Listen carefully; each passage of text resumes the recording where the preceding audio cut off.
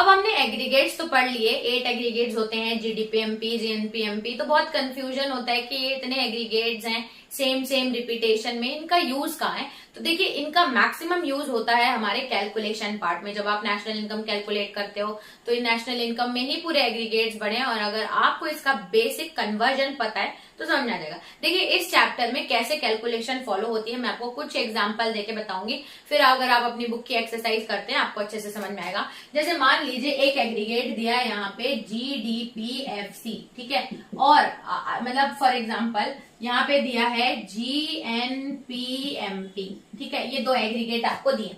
अब होता क्या है कि ये याद रखना कि जो आपको कैलकुलेट करना है वो हमेशा आप अपने लेफ्ट साइड लिखते हैं, और जो क्वेश्चन में गिवन है वो हमेशा आप राइट साइड लिखते हैं, ठीक है। ये आपको कैलकुलेट करना होता है ना, एक्स की वैल्यू अगर हम निकालते हैं तो सारा कैलकुलेशन यहाँ करते हैं, तो जो जो गिवन है वो यहाँ रखते हैं, फिर एक्स की वैल्यू निकलती है। वैसे ही अगर क्वेश्चन में हम कुछ निकालना है, जो कैलकुलेट करना है उसको यहाँ रखेंगे और बाकी चीजें यहाँ रखेंगे। अब ये याद रखना कि जैसे ही आपने जो गिवन है उसको यहाँ पे रखे, आपको चेंज करना है, यानी कि दोनों को इक्वल करना है। दोनों इक्वल है क्या? देखिए यहाँ पे जी है, जी और जी तो इक्वल है, दोनों में इक्वालिटी होनी चाहिए तभी तो कैलकुलेट होगा। ये जी है, ये जी है, लेकिन यहाँ पे डी है, यहाँ पे एन है, ये इक्वल नहीं है। पी और पी तो भूल जाइए, यहाँ पे एफ सी है, यहाँ पे एमपी है। तो हमको कैलकुलेट करना है, हमको ये चाहिए, यानी कि आपको जो भी यहाँ चेंजेस है उसको किस में कन्वर्ट करना है? इसमें, क्योंकि अल्टीमेटली हमें निकालना तो यही है। तो याद रखना, हमेशा हम कहाँ जाते हैं? हम राइट से लेफ्ट की तरफ जाते हैं। यानी कि अगर यहाँ पे मार्केट प्राइस दिया है तो आप उसको चेंज करेंगे फैक्टर कॉस्ट में, और अगर यहाँ एन दिया, नेशनल दिया है, तो आपको उसको चेंज करना है डी में। क्यों? क्योंकि अल्टीमेट हमको चाहिए ये साइड वाला है। तो कैसे कैलकुलेट करोगे? ये मैं आपको स्टार्टिंग ऑफ द इंट्रोडक्शन में बताई हूँ कैसे चेंज होता है। जब भी मार्केट प्राइस दिया हो, हम अगर मार्केट प्राइस में है तो मार्केट प्राइस से फैक्टर कॉस्ट में जाने के लिए हम क्या करते हैं? माइनस करते हैं नेट इनडायरेक्ट टैक्सेस, ठीक है। मार्केट प्राइस है, फैक्टर कॉस्ट में जाने के लिए माइनस, मार्केट प्राइस है, फैक्टर कॉस्ट में जाना है पीछे, यहां से यहां कैलकुलेट करोगे ना, राइट से लेफ्ट जाता है। सो मार्केट प्राइस से अगर आप फैक्टर कॉस्ट में जा रहे हैं तो माइनस NIT। पी में तो कोई चेंज नहीं है, ठीक है, पी में कोई चेंज नहीं है। यहाँ पे N stands for national and D stands for domestic. यहाँ पे नेशनल दिया है, लेकिन मुझे कन्वर्ट किस में करना है? डोमेस्टिक में करना है। कैसे करूंगी? देखिए, मैंने आपको बताया था ना, हम नेशनल में रहते हैं, हम डोमेस्टिक, नेशनल डोमेस्टिक। नेशनल में रह के अगर आपको डोमेस्टिक जाना है तो आपको जो भी आपकी फॉरेन की इनकम है उसको माइनस करना पड़ेगा। तो यहाँ पे आएगा माइनस NFIA।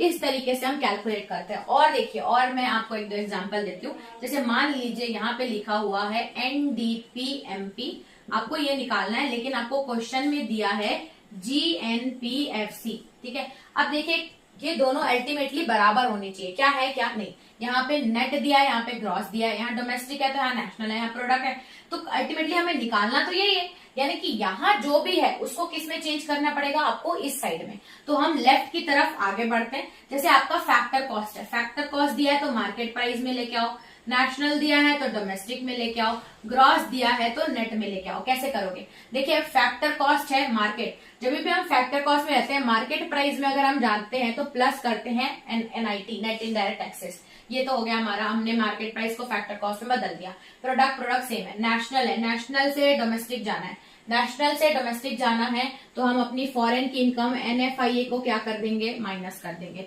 फिर देखिए, आप ये क्या दिया हुआ है? ये भी हो गया नेशनल से डोमेस्टिक। फिर आपका दिया ग्रॉस, ग्रॉस से आपको जाना है नेट पे, ग्रॉस दिया है, ग्रॉस से अगर हम नेट में जाते हैं तो क्या करते हैं? Minus depreciation. ये मैंने आपको बता दिया है पहले जब हमने इंट्रोडक्शन में ये देखा कि कैसे इसको चेंज करना है। और अगर थोड़ा बहुत देखें तो मान लीजिए यहाँ पे दिया है GNPMP और यहाँ पे दिया है NDPMP, ठीक है। क्या चेंज है? देखो, MP और MP तो सेम है, चेंज नहीं करना, प्रोडक्ट सेम है। हमें डोमेस्टिक दिया हुआ है, लेकिन हमें आना कहाँ है? नेशनल। डोमेस्टिक से नेशनल में आने के लिए हम फॉरेन की इनकम प्लस करते हैं, दैट इज NFIA, ठीक है। तो डोमेस्टिक से नेशनल में आ गई। नेट दिया है, नेट से हमें आना है ग्रॉस में। जब हम नेट से ग्रॉस में आते हैं तो मैंने दिखाया है कि उसमें हम क्या करते हैं? Plus depreciation.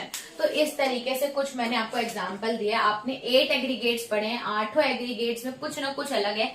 तो कभी कभी जो भी आपको दिया होता है, जो गिवन होता है, गिवन से हमें जो निकालना है वो हम एग्रीगेट की मदद से निकालते हैं। तो कभी कभी आपको दिया होगा calculate gross value added at factor cost, calculate net value added at factor cost, calculate domestic income, calculate national income, NNPF से आपकी डोमेस्टिक इनकम होती है। तो इस तरीके से आप एग्रीगेट्स को आगे पीछे करके कैलकुलेट करते हैं। अगर आप इस वीडियो को 2 से 3 बार देखते हैं, आपको अच्छे से समझ में आ जाएगा कि कैसे हम एग्रीगेट्स की रीशफलिंग करके सही आंसर लेके आते हैं। तो ये था हमारा कंप्लीट चैप्टर जिसमें हमने नेशनल इनकम के एग्रीगेट्स देखे। सबसे मैंने आपको ट्रिक बताई कि कैसे डोमेस्टिक से नेशनल फिर फैक्टर कॉस्ट से मार्केट प्राइस, ग्रॉस से नेट जाने की क्या टेक्निक होती है। अगर उसके बाद फिर हमने देखा कि 8 एग्रीगेट्स क्या होते हैं, फिर उन एग्रीगेट्स को हम यूज कैसे करते हैं, कैलकुलेशन पार्ट क्या होता है वो मैंने आपको बताया।